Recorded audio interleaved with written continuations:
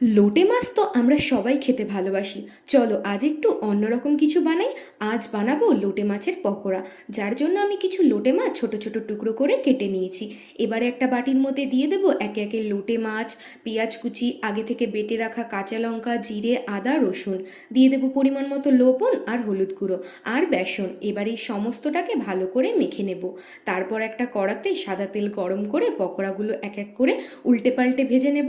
আগের দিন একজন দাদাভাই আমাকে কমেন্ট করেছে হেলদি ইয়ামি। থ্যাংক ইউ দাদাভাই আমাকে কমেন্ট করার জন্য। আর একজন বোন আমাকে কমেন্ট করেছে I will give it A try. হ্যাঁ বোন, তুমি অবশ্যই ট্রাই করে দেখো আমার রেসিপিটা। তো দেখো, কথা বলতে বলতে আমার লোটে মাছের পকোড়াগুলোও রেডি হয়ে গেল। তো আমার ভিডিওগুলো যদি তোমাদের ভালো লেগে থাকে তাহলে প্লিজ একটা লাইক কমেন্ট করে দিও। আর যারা যারা আমার চ্যানেলে নতুন আছো তারা প্লিজ আমার চ্যানেলটিকে সাবস্ক্রাইব করে আমার পাশে থেকো। যারা যারা ফেসবুক থেকে দেখছো তারা প্লিজ পেজটাকে ফলো করে দিও। তো আজকের মতো টাটা।